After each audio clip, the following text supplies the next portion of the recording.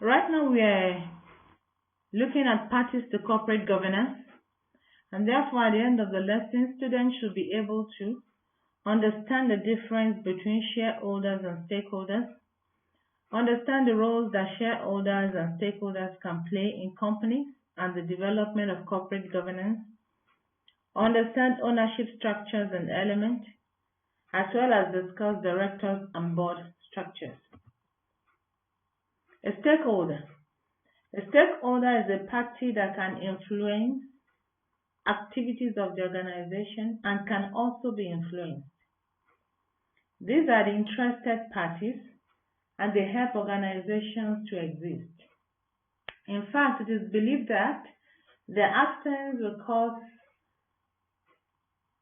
lack of survival or slow down the growth of an organization. A shareholder, on the other hand, is an individual or institution or a firm, or can even be an entity that owns share of a company. So what are the key differences between a shareholder and a stakeholder? Of course, a shareholder holds the shares, but a stakeholder has a stake in an organization. Shareholders are owners of the company. They are owners of the company because of the shares they bought. And these shares are issued by that particular firm or corporation or business.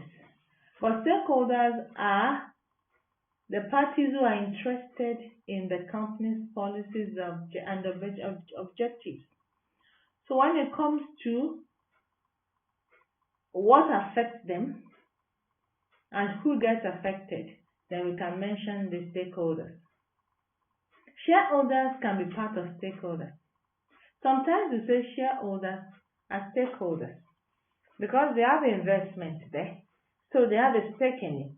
But the stakeholders are not necessarily the shareholders. For example, an employee does not necessarily need to be the shareholder if he or she does not buy shares or does not have a share in the company. A supplier may not necessarily be a shareholder, but of course is a stakeholder. And also we will see that when it comes to shareholders, they focus on the return, on what they gain when it comes to the investment, and when it comes to the money that they have invested in such a company. But stakeholders do not focus on such. They are focused on performance, efficiency, profitability, liquidity of the company. So there are so many differences between stakeholders and shareholders. I want to implore you to try as much as possible to also read your books, your core text and your supplementary text and your handbook to gain more knowledge. Who are the stakeholder groups? There are various groups that affect organizations directly, such as the employees, the credit providers such as banks, the suppliers, the customers, and there are some that do not affect the organization directly.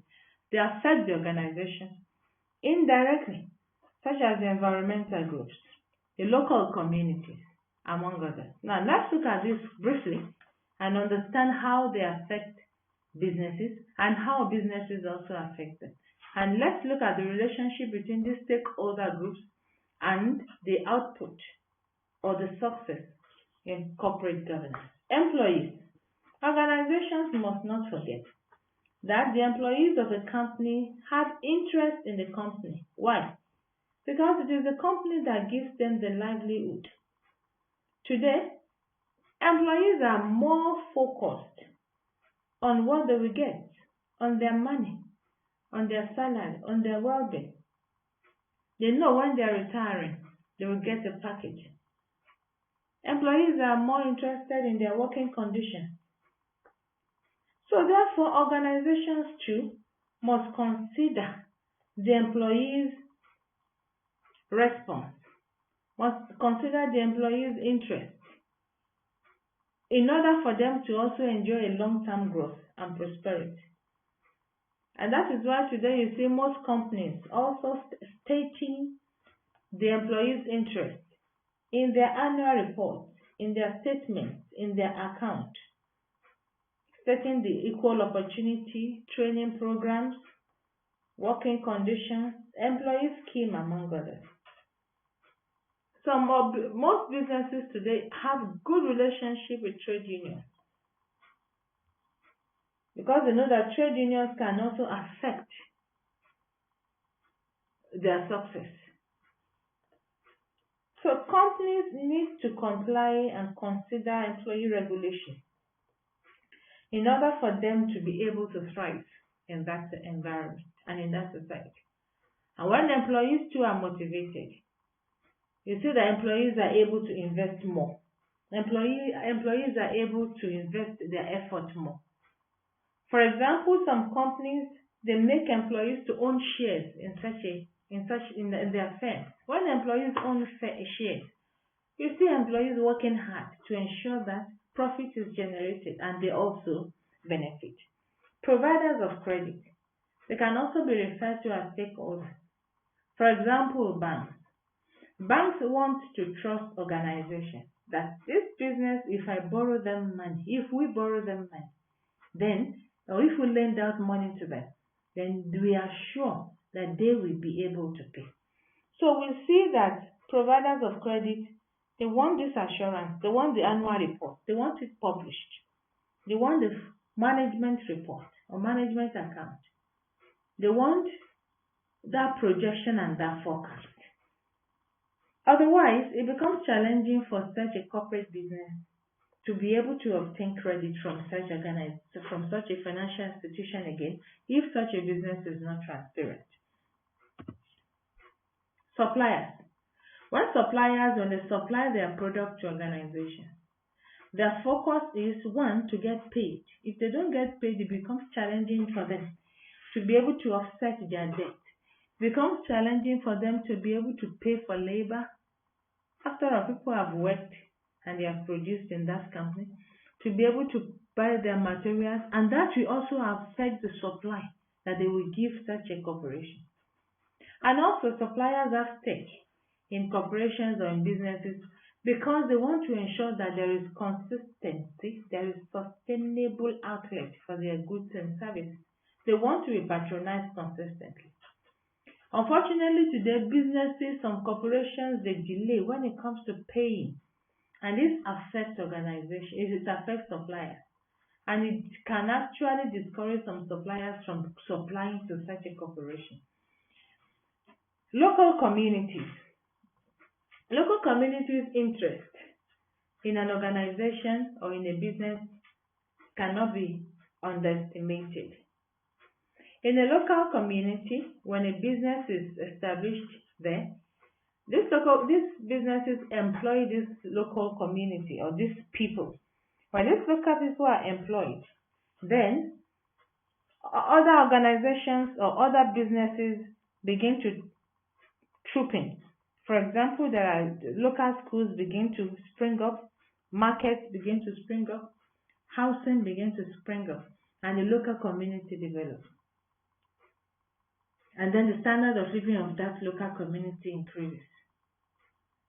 And the poverty level in that community also reduces. But in a situation where organizations are bankrupt or organizations are not performing well, then it's going to affect adversely that local community.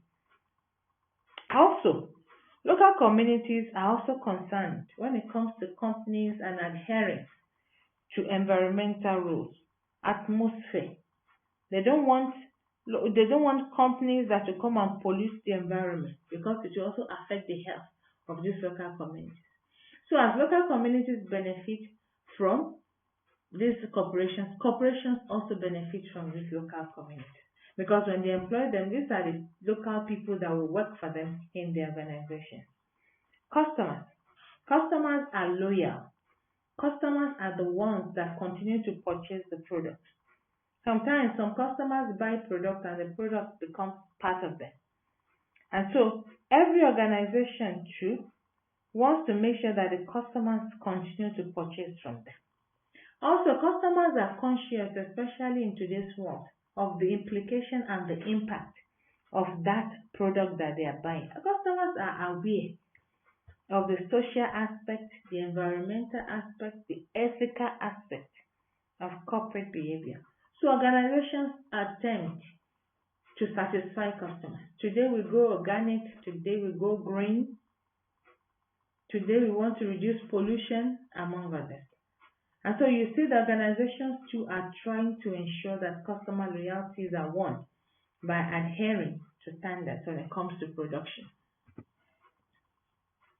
Now, there are different guidelines when it comes to the shareholders' interest. There are guidelines, there are codes, and there are principles. And these guidelines are codes and principles. They affect the roles of stakeholders and shareholders' interests in a company. And it also determines how corporate governance accommodates these interests. For example, the Organization for Economic Cooperation and Development principle. The principle actually emphasizes the role of stakeholders in corporate governance. And it states that the corporate governance framework must recognize the rights of stakeholders established by law through mutual agreements and encourage active cooperation between corporations and stakeholders when it comes to creating wealth, jobs, and sustainability of financially sound enterprise. Now, we have the other one, which is the Royal Society Act and Tomorrow's Company. And this principle focuses on inclusive approach. And it emphasizes that for business, when it comes to stakeholders, inclusive approach recognizes that there is an interdependence between the employees, investors, customers, and suppliers, which increasingly means that the business needs to take a long-term view rather than having the short-term focus on increasing shareholder value that many businesses are perceived as having. So instead of focusing on the short term, it is expected that organizations must focus on long term, and they must ensure that every activity must include or must carry along the employees, the investors, the customers, the suppliers, among others. Ampel 1998.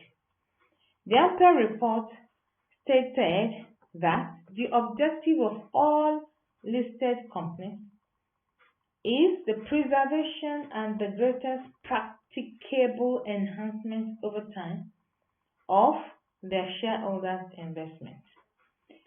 It states that while management should develop appropriate relationship with various stakeholder groups, it should have regard to the overall objective of the company. And what is the objective of the company? To preserve and enhance shareholder value over time. The Ames principle.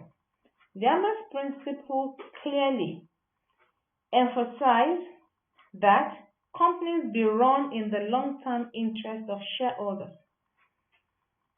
Companies adhering to this principle will benefit their shareholders and also benefit the wider economy.